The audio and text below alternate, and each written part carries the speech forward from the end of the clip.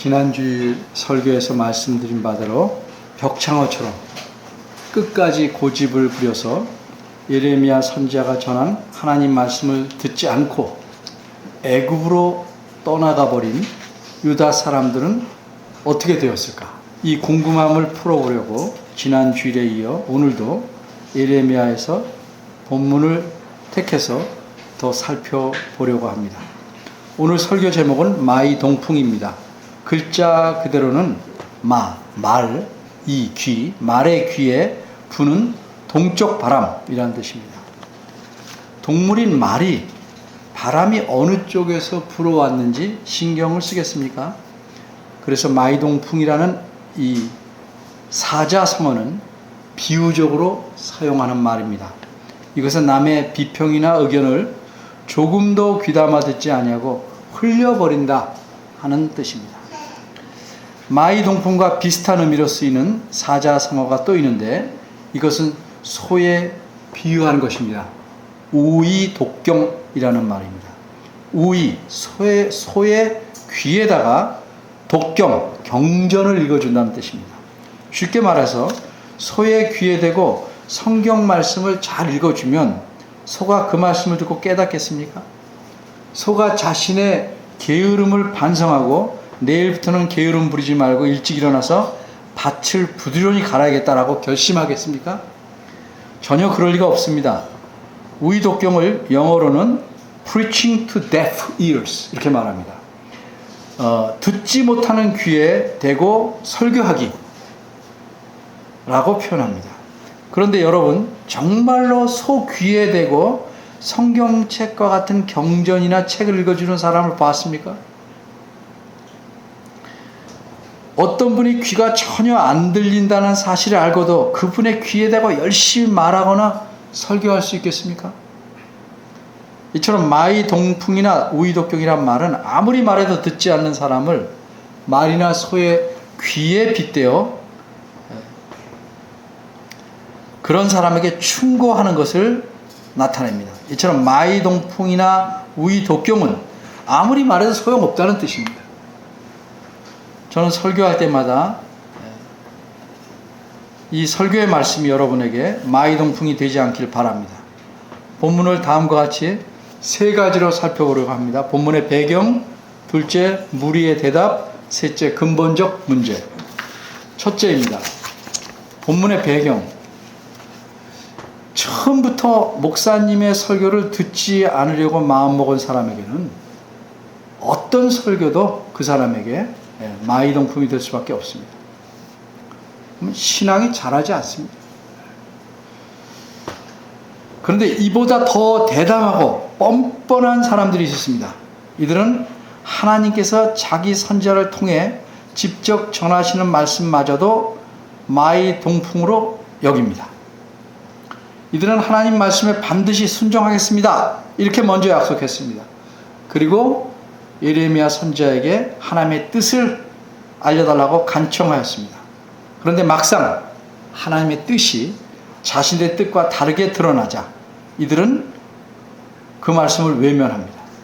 그리고 아무 일도 없었던 것처럼 자기들이 원래 세웠던 계획대로 다른 나라로 몸을 피해버리고 맙니다. 이렇게 한번 가정해 봅시다. 만약 우리나라에서 전쟁이 터질 것 같이 불안하게 되면 사람들은 어떻게 할 거라고 생각하십니까? 아마 적지 않은 사람들이 최대한 빨리 재산을 정리해서 안전하다고 생각되는 나라로 이주할 것입니다. 오래전에 남북 관계가 긴장돼 있을 때 우리나라에서는 도저히 불안해서 못 살겠다 해서 미국으로 건너간 사람들이 적지 않았습니다. 물론 돈 있는 사람들이 그랬을 겁니다. 왜? 돈 없는 사람은 가고 싶어도 돈이 없으니까 어쩔 수가 없었을 것입니다. 어쨌든 자기 나라에 전쟁의 위험이 생기면 많은 사람이 할 수만 있으면 안전한 다른 나라로 피합니다. 그러면 그 땅에 남아있는 사람은 세 종류의 사람뿐입니다.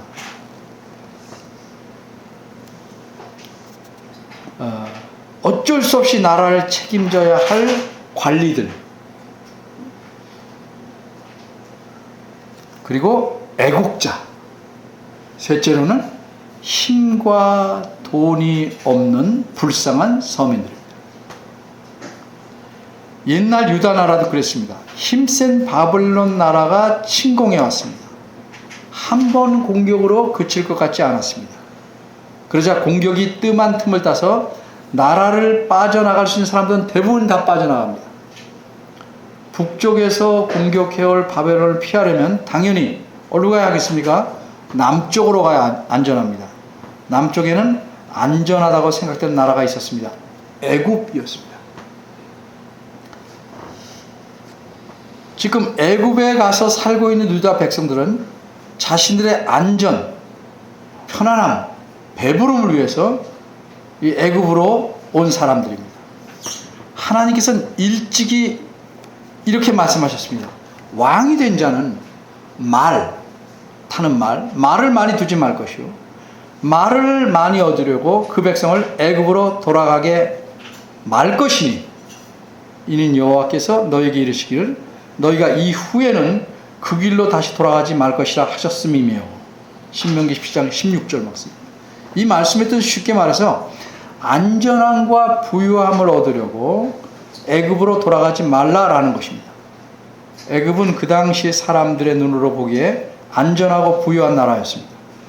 그러나 하나님 보시기에는 애굽은 언제나 하나님 백성의 영혼을 죽이는 위험한 나라입니다.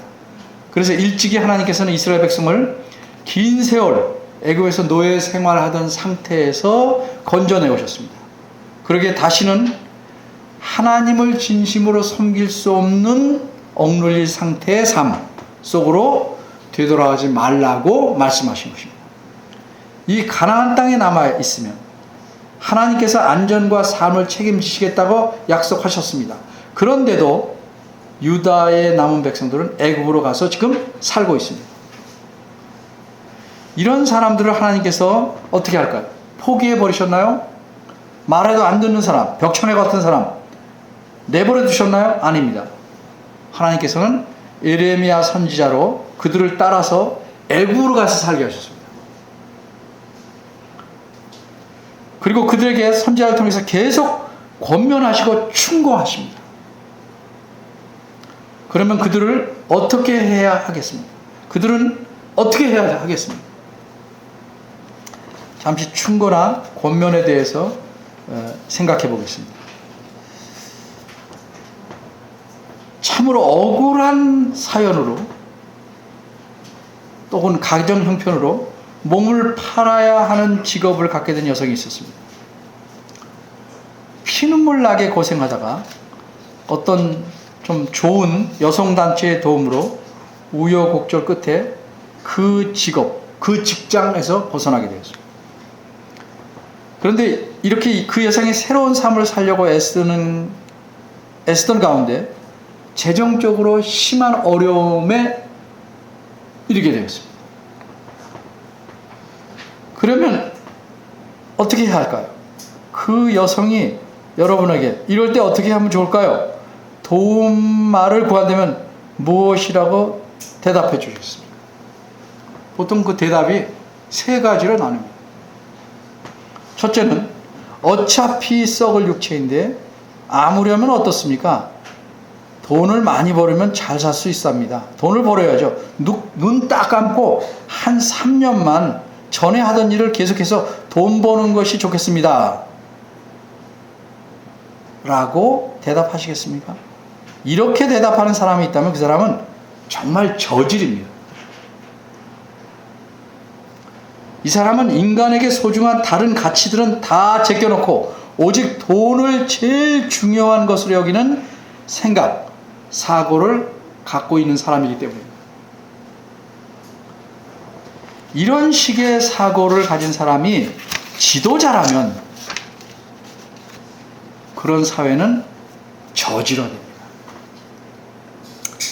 또 그런 사람들이 교회 안에 많아지면 교회는 세속에 깊이 물들게 됩니다. 그러면 교회는 돈을 많이 가는 자가 모든 것을 결정짓게 되는 악한 구조로 바뀌게 됩니다. 직분도 돈 많은 자가 차지하게 됩니다. 그 다음으로 이렇게 대답하는 것도 가정해 볼 수 있습니다. 두 번째입니다. 솔직히 말씀드리자면 이전의 직장에서 나오지 말았어야 합니다. 그랬다면 지금 겪는 어려움도 없었을 것입니다.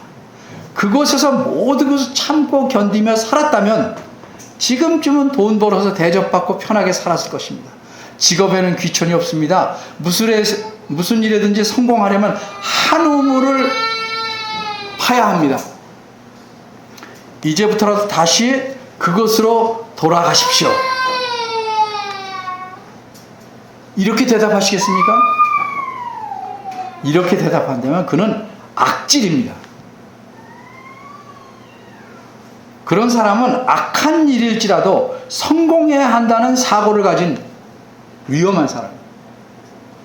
악한 방법으로라도 성공해야 한다는 사고를 가진 사람입니다.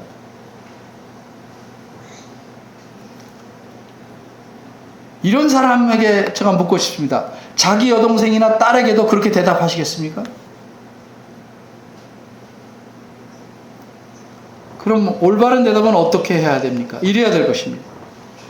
세 번째, 지난번에 그 직장에서 나오신 것은 참 용기하고 잘한 일입니다. 그런 용기를 가지고 이번 어려움도 이겨내십시오. 행여 어려움이 심하다고 이전에 직장으로 되돌아가려고 하는 생각은 꿈에도 하지 마십시오. 그 직업은 옳지 않은 일이기에 본인도 결국은 파멸에 이르게 될 것입니다. 이렇게 대답해 주는 사람이 올바른 사람입니다. 왜? 의를 소중히 여기고 추구하는 생각을 가졌기 때문입니다.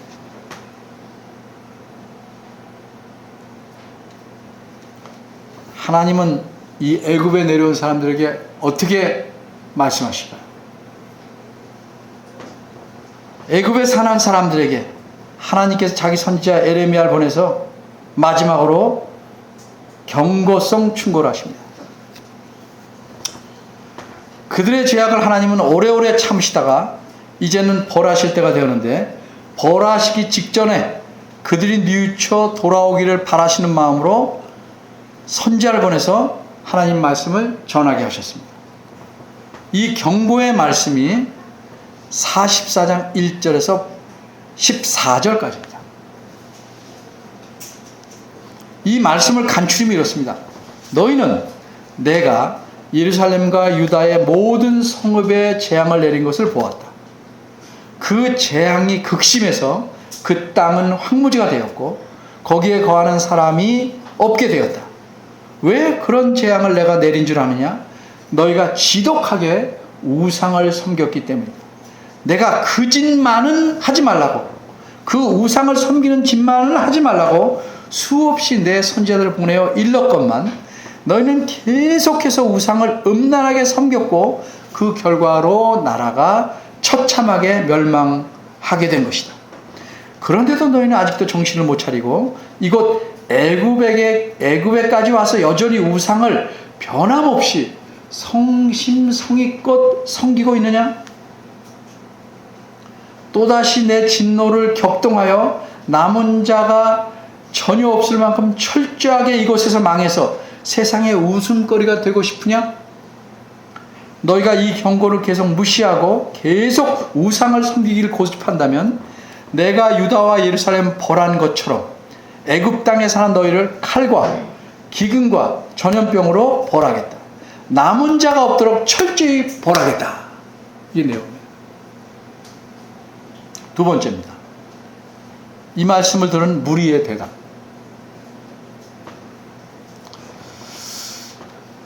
애굽으로 피신한 이 유대인들이 이번에는 전과는 달리 즉각적으로 하나님 말씀에 반응을 보입니다. 그리고 속히 자신의 입장을 밝힙니다. 이들이 이 마지막 경고의 말씀을 전해 듣고 정신이 번쩍 나서 그랬을까요? 아니면 다른 이유가 있었을까요? 살펴보겠습니다. 구조를 봅니다.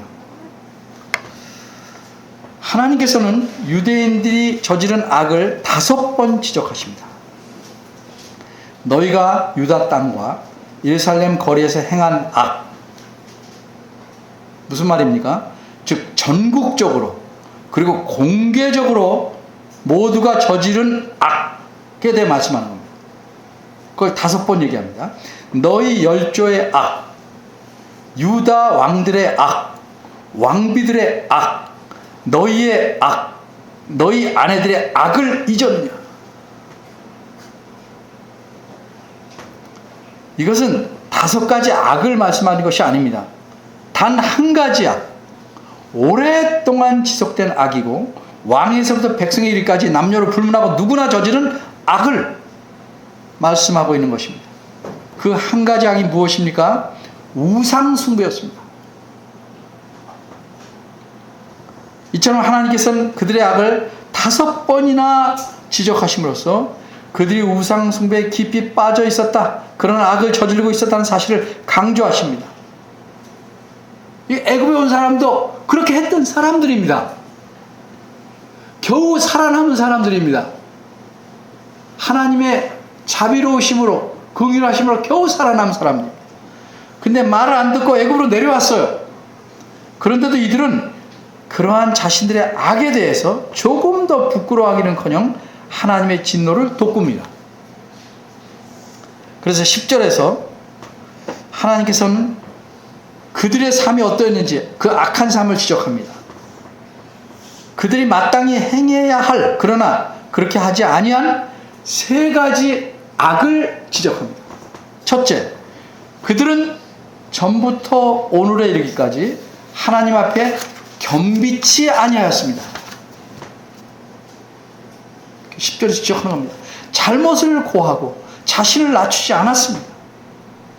뻔뻔했죠. 당당했죠. 둘째, 이들은 하나님을 두려워하지 아니하였습니다.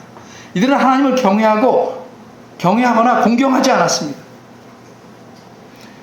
우습게 가볍게 여겼습니다. 오래 참으심을 신중히 생각하고 고쳐야 될 텐데 오히려 종이 호랑이처럼 여겼습니다. 셋째로, 그들은 하나님의 말씀과 법도에 순종하지 않았습니다. 하나님 말씀을 무시하고 거절했습니다. 그래서 자기 마음대로들 살았습니다. 자신에게 닥칠 어려움에 대처하는 방식에 따라 사람을 분류하면 3 종류가 있어 보입니다. 첫째는 어려움을 겪어보지 않고 피할 길을 찾는 사람입니다. 이 사람은 비슷한 어려움을 겪은 사람의 말을 잘 듣고 자신이 그런 어려움을 겪지 않도록 실수를 피하거나 줄이는 지혜로운 사람입니다. 아, 이렇게 하면 어려운 일이 생긴다, 여러 사람이 말하면 듣고 피하는 사람. 지혜로운 사람. 둘째는 미리 대책을 세우지 않고 있다가 어려움을 겪는 사람입니다. 그래도 이 사람은 어려움을 겪은 후로는 그런 어려움을 다시는 겪지 않으려고 힘쓰는 사람입니다. 이 사람은 지혜롭지는 않지만 그렇다고 어리석지도 않은 그저 그런 보통 사람입니다. 마지막 3번째 종류의 사람이 문제입니다. 어려움을 겪어도 아무 대책을 세우지 않아서 비슷한 어려움을 반복해서 계속 겪는 사람입니다. 정말 어리석은 사람.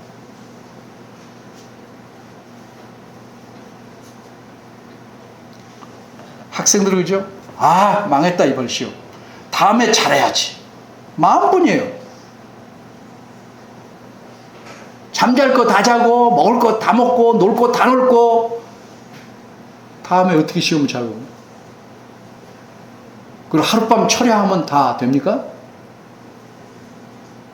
요새는 그것들도 안 하더라고요. 옛날엔 그런 사람도 있었습니다. 계속 놀다가 전날 열심히 기도합니다.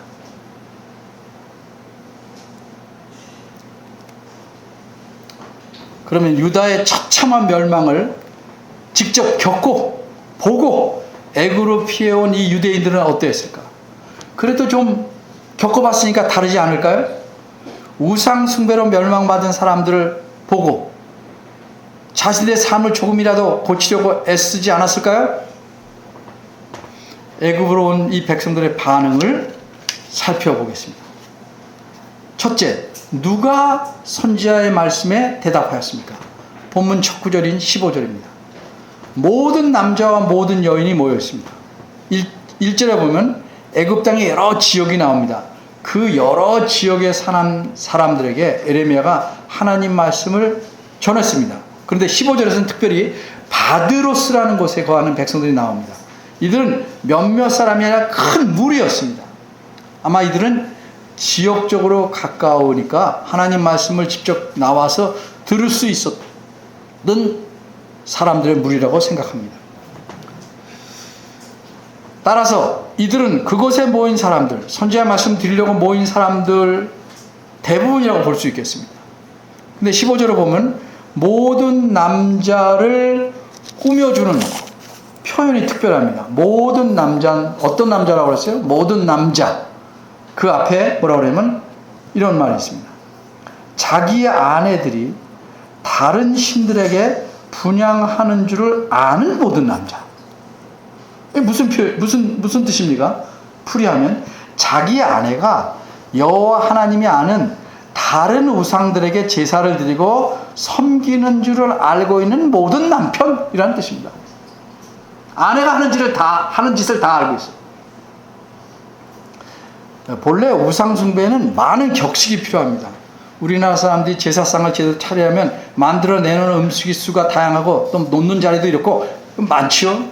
이렇게 아내가 격식 있게 제사 음식을 차린다면 남편을 모르게 할 수는 없죠. 남편의 동의나 허락을 얻어야 가능하죠. 따라서 지금 15절 앞에 있는 표현은 아내들이 우상 숭배하는 것을 동의하거나 허락한 모든 남자라는 의미입니다. 그러니까 대답을 한 사람들은 하나님 말씀을 예레미야에게 직접 듣는 대부분의 사람이지만 여전히 우상 숭배하는 일을 계속하고 있는 사람들입니다. 그 사람들이 두 번째 무엇이라고 대답했습니까? 한마디로 이 사람들은 칼로 베듯 분명하게 하나님 말씀을 거절합니다. 16절을 봅니다. 네가 선지자에게 하는 말입니다. 여호와의 이름으로 우리에게 하는 말을 우리가 듣지 아니하고 이렇게 되다. 네가 전하는 여호와 말씀 우리는 순종하지 않겠다 이런 뜻입니다. 얼마나 뻔뻔하고 담대합니까? 남의 말을 들을 때, 특히 잘못을 지적받을 때 어떻게 반응하냐를 보면 그 사람이 얼마나 성숙한지를 알 수 있습니다. 지적받으니까 그래서 속은 상하죠. 그래도 그래 네 지적이 옳다, 내가 고쳐야겠다 라고 마음만 먹어도 그 사람은 상당히 성숙한 사람입니다. 근데 마음에 뭐라고 그래요? 직접 말하는 사람도 있지만, 그래서 내가 뭐 보태준 것 있냐? 내가 뭐라고 지적하진 나는 나야. 나는 내 식으로 살겠으니까 너나 잘하세요 하고 생각하는 사람이 굉장히 많아요. 이런 생각을 바로 말로 하는 사람도 굉장히 많아요. 이런 사람은 성숙하기 힘든 사람입니다.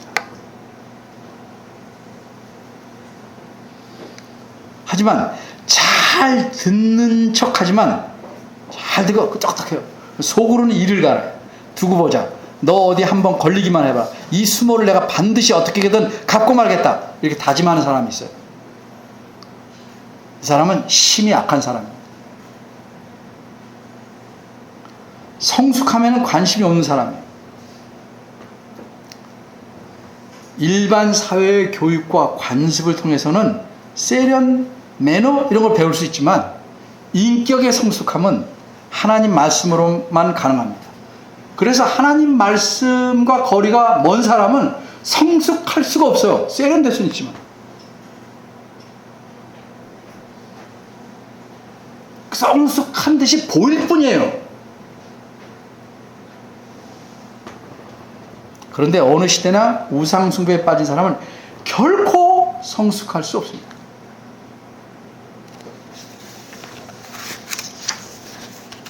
부모들은요, 자신들이 의식하든 의도하든 안 하든 간에 일반적으로 부모가 하는 일을 통해서 자녀에게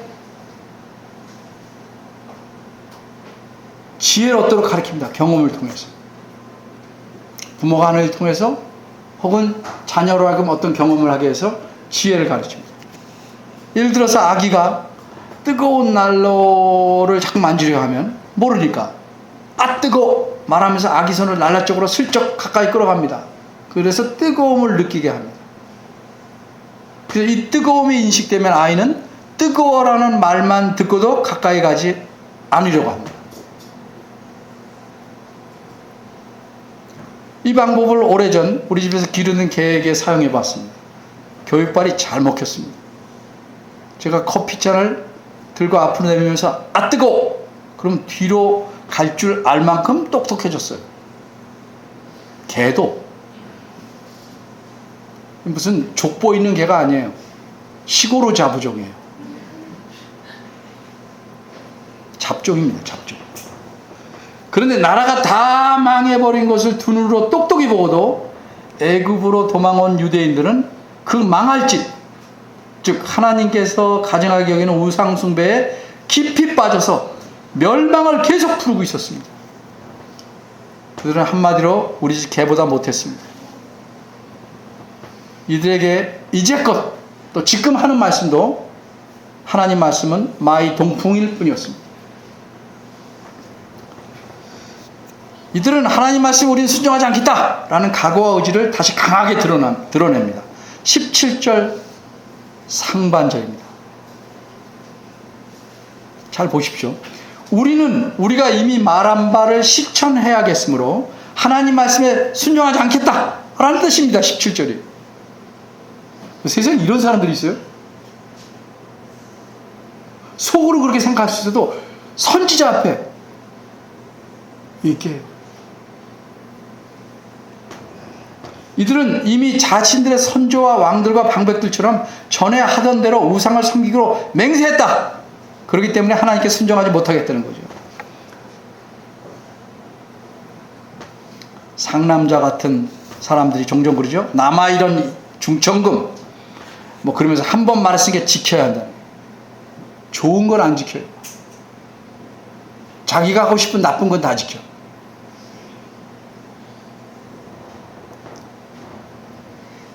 여호와만을 하나님으로 섬기기로 약속한 건 내팽겨 쳐도 좋고 우상을 섬기기로 한 것은 반드시 지켜야 한다는 입장이에요. 하나님과의 언약을 맺어 약속한 것은 헌시작같이 버리고 그 외의 모든 약속은 하나님과 연관되지 않은 모든 약속은 성실하게 지켜야 합니까? 이들의 말은 정말 어이가 없습니다. 그러기에 하나님께서는 25절에서 이렇게 비꼬십니다. 그래 너희와 너희 아내들이 입으로 말하고 손으로 이루려 하여 말하기를 우리가 서원한 대로 반드시 이행하여 하늘 여신에게 분향하고 전제를 드리라 했으니 너희 서원을 맹세를 성립하고 너희 서원을 이행하라. 그렇게 해라. 잘 되겠냐? 내가 가만히 있겠냐? 이런 말씀이에요. 셋째, 어째서 그들은 그렇게 기가 막히게 뻔뻔하게 대답했습니까? 어째서 그들은 하나님께 불순종하고 우상을 섬기겠다고 당당하고 뻔뻔하게 단결해서 말했습니까? 한마디로 이들은 하나님은 쓸모가 없다 라고 판단했기 때문에 그들은 이렇게 말합니다. 17절 하반절과 18절입니다. 그때 즉 하늘 여신을 우리가 섬길 때 우리에게는 식물이 풍부하고 복을 받고 재앙을 만나지 아니하였더니 우리가 하늘 여신에게 분향하고 그 앞에 전제 드리는 것을 폐한 후부터는 모든 것이 축절하고 칼과 기근의 멸망을 당하였느니라. 예수님을 믿고 교회 나오면 어려움이 생기면 그런 사람 있죠. 아, 예수 믿으면 안 되겠다. 저는 그런 사람 많이 만났어요.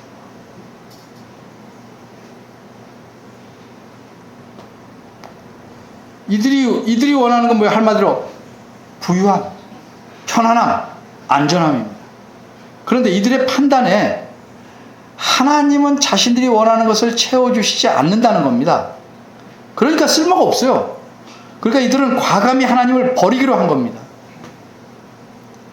마치 교회에 다니는 이유가 왜 다닙니까? 하나님께서 복을 주셔서 장사도 잘 되고 돈도 많이 벌고 아파트 투기도 잘 되고 승진도 잘 되길 바라고, 학생들은 공부 안 하고 잠시 기도하면 시험도 잘 볼 줄 알았는데 아무것도 되는 것이 없으니까 교회 다니기를 그만두는 사람들이 있죠.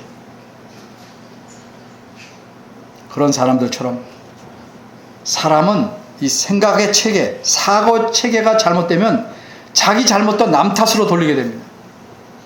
첫 단추를 잘못 맞춰 끼면 좀 수고스럽지만 다 풀어서 다시 맞춰 끼면 돼요. 그러나 사람의 사고는 그렇게 쉽게 풀어서 다시 맞추기가 힘듭니다. 매우 어렵습니다. 성경 말씀을 기준으로 삼고 자기 사고를 계속 긴 시간을 두고 차츰차츰 거기에 맞춰서 고쳐나가지 않으면 삐뚤어진 사고를 결코 고칠 수 없는 겁니다. 그러니까 이 교회 오래 다녀도 뭐 하려고 그러면 뭐예요? 잘못 배운 것들이 나오는 겁니다.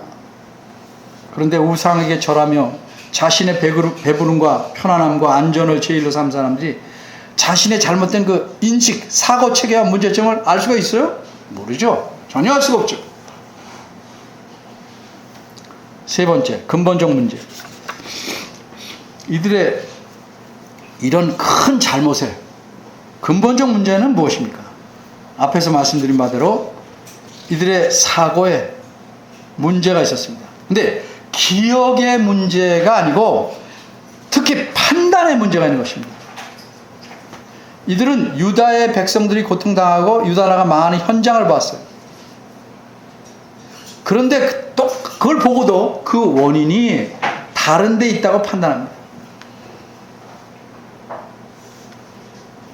본 게 중요한 게 아니라 어떻게 판단하느냐가 중요해요.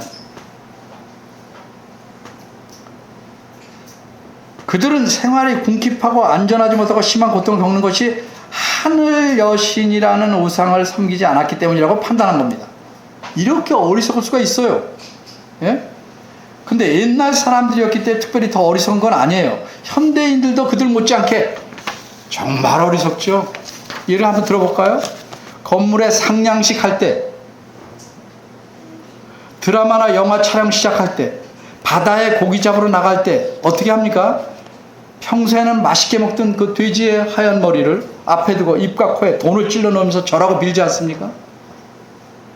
제정신입니까? 여기 나오는 하늘 여신은 예레미야 7장 18절에는 하늘 황후로 소개된 우상입니다. 정확히 이게 어떤 우상인지는 학자들 모두가 동의하지는 않지만 상당히 많은 수가 이것은 아수르와 바벨론이라는 나라에 섬기던 여신이라고 합니다. 그 여신의 이름은 이슈탈이에요. 이슈탈. 뭐 조금 다르게 발음할 수도 있어요. 그런데 이 이슈탈이라는 여신이 가나안 땅에 들어와서는 아스다롯, 많이 들어봤죠? 아스다롯. 네, 아스다롯이라고 불렸고, 이 신의 역할은 사랑과 풍요를 주는 여신이라고 합니다. 이런 우상을 열렬하게 섬겼기 때문에 하나님께서는 진노하셔서 그들에게 재앙을 내리셨어요. 근데 이들은 그 우상을 섬기지 않았기 때문에 재앙이 임했다고 믿고 있다 이 말이죠. 기도를 열심히 안 했기 때문에 하나님 벌 주셨다. 자기 삶은 돌이켜보지 않고 이처럼 잘못된 판단, 그릇된 믿음, 삐뚤어진 사고로 인해 이들은 또다시 하나님의 진노를 받게 될 운명에 놓였습니다. 사실 하나님께서 오래 참으셨기 때문에 그들에게 망하기 전까지 풍부하고 안전한 삶이 있었어요. 그리고 하나님께서 긍휼을 베푸셨기 때문에 진노로 재앙을 내리실 때 그들을 모두 다 죽이시지 않았어요. 그래서 이들이 살아남은 겁니다. 그런데 우리가 방향 감각을 상실하면 동쪽을 서쪽으로도 착각하듯 우상에 깊이 빠져서 참된 신앙 감각을 잃어버린 사람은 자신들의 풍요와 안전이 우상을 섬겨서 얻은 것이라고 착각합니다. 이런 기가 막힌 말들을 쏟아내놓는 우상 숭배자들에게 예레미야는 그들의 생각과 판단이 잘못되었음을 알려줍니다. 그리고 사실이 무엇인지를 설명합니다. 그게 20절에서 23절입니다. 우리 아까 읽어봤죠. 그리고 우상을 섬기기로 맹세한 그들에게 하나님께서 맹세하신 바를 전합니다. 하나님의 맹세를 전합니다. 하나님께서는 우상 숭배하는 그들을 모두 멸망하시겠다고 말씀합니다. 특히 27절에 보면 내가 경성하여 그들에게 재앙을 내리고 복을 내리지 않겠다라고 말씀하시는데, 이 말씀은 뭐예요? 하나님께서 내가 사람처럼 말씀하죠. 내가 정신을 바짝 차리고 깨어서, 정말 깨어서 복은 전혀 안 주고 재앙만을 내리겠다. 그리고 과연 그 우상 숭배자들의 말이 맞는지, 하나님 자신의 말씀이 맞는지는 28절에 보면 살아남은 소수의 사람이 알게 될 것이라고 말해요. 소수의 사람을 남겨둡니다. 왜? 누구 말이 맞는지를 알게 하려고. 그리고 마지막 재앙을 그들에게 내리시기 전에 그런 재앙이 임할 표징을 하나 보이시겠다고 말씀합니다. 이 표징은 뭐냐면 30절 하반절에 있는 말씀입니다. 애굽 왕인 호브라라는 애굽 왕을 바벨론 왕에게 붙이시는 겁니다. 정복당하게 하는 겁니다. 호브라는 589년에서 570년까지 왕위에 있었던 애굽 왕인데, 이 왕은 이렇게 말했어요. 신이라고 할지라도 내게서 왕자를 뺏을 수가 없다. 이 정도로 호언장담한 권세가 대단한 애굽 왕이었습니다. 그런데 어떻게 됐습니까? 그의 군대 일부가 반란을 일으켜서 그를 내쫓고 다른 사람을 왕으로 세웁니다.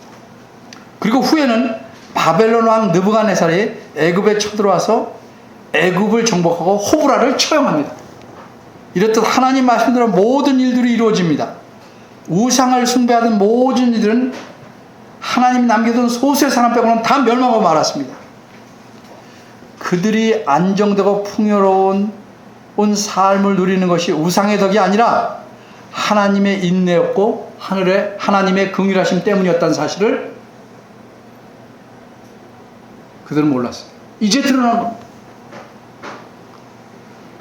찌그러져 봐야 자기가 어떻게 해서 이때까지 이런 삶을 살았는지 아는 겁니다. 거기에 이르기까지 계속 강경하게 고집스르면 결국 그 일을 당합니다. 오늘날 우리는 하늘 여신과 같은 우상은 섬기지 않습니다. 그런데 유다 백성들이 우상을 섬긴 목적이나 이유는 무엇이었습니까? 결국 자기들의 부유함, 자기들의 편안함, 자기들의 안전, 배부름이었습니다. 그래서 그들은 하나님의 말씀과 법도에는 관심이 없었습니다. 하나님을 공경하거나 경외하지 않았습니다. 그들은 하나님 앞에 겸비하지도 않았습니다. 오로지 자기가 잘해서 잘된 것이고 자기가 잘 원하는 게 되려고 우상을 섬겼어요. 한마디로 그들은 자신들의 육체만을 위해 살았고 육체의 안녕을 추구했습니다. 하나님 백성으로서 마땅히 해야 될 도리에 대해서는 관심이 없었습니다. 그러니까 자신들의 육체적 삶을 보장해주고 담보해줄 대상을 찾아 섬긴 것입니다. 그게 누구냐? 그들에게는 하늘 여신이라는 우상이었습니다. 우리도 우리의 육체적 삶을 보장해줄 대상으로 뭘 찾고 있는 거 아니에요? 혹시 하나님도 그렇게 찾는 거 아니십니까? 우리의 부유함과 편안함과 안전을 확보하기 위해서 돈을 벌려고 바등대고 일하는 거 아닙니까? 나에게 육체적 필요를 채워준 능력이라고 생각하는 어떤 것, 그걸 따라가면 하나님 보시기에 그것은 하늘 여신과 같은 우상입니다. 우리 삶은 육체의 부분으로만 이루어져 있지 않습니다. 육체는 사람의 일부지만 그것이 전부인 것처럼 살면 어쩔 수 없이 사람은 우상을 찾게 됩니다. 사람은 떡으로만 살 것이 아니요 하나님의 입에서 나온 모든 말씀으로 사는 것이다. 이런 우리 주님의 말씀을 놓치면 우리는 멸망한 유대인처럼 살게 됩니다. 내 앞에서 내게 다른 신을 두지 말라. 이 중요한 계명을 망각하면 우리는 멸망의 내리막길에 들어서게 됩니다. 참으로 감사하게도 우리는 하나님 말씀을 듣고 읽을 기회가 많습니다. 하지만 우리가 마음을 열어서 그 말씀을 들으려 하지 않으면 하나님 말씀도 저 멸망한 자들에게처럼 마이동품이 될 것입니다. 하나님이 길이 참으신다. 나에 대해서 길이 참으신다. 이 사실에 대해서 감사하며 두려워해야 됩니다. 하나님께서는 목회자를 통해서 종이 호랑이 그림을 여러분에게 계속 보여주게 하십니다. 종이 호랑이 그림입니다. 제가 말씀드린 종이 호랑이 그림이에요. 경고입니다. 왜 종이 호랑이 그림을 보여주게 해요? 진짜 호랑이를 생각하려는 거죠. 진짜 호랑이가 여러분 앞에 나타날 때를 대비하도록 하심입니다. 하나님께서 내 삶에 진짜 호랑이로 나타나시는 날이 이르지 않도록 우리는 깨어 있어야 합니다. 하나님 말씀 무시하고 우상을 섬기는 자들은 하나님께서 반드시 벌하십니다. 불신자는 멸하시지만 믿는 자는 벌하십니다. 크게 벌하십니다. 무엇이 여러분 마음속에 하나님보다 더 중요한 것으로 자리 잡고 있습니까? 무엇이 여러분 생각 속에, 머릿속에 하나님보다 더 가치 있고 우선적인 것으로 자리 잡고 있습니까? 그것을 추구하면 그 사람은 우상 숭배하는 겁니다. 하나님께서 그런 우상을 품고 사는 자는 누구도 절대로 그냥 내버려 두시지 않을 것입니다. 기도하겠습니다.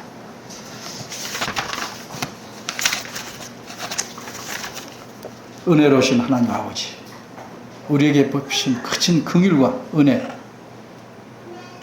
참으로 감사합니다.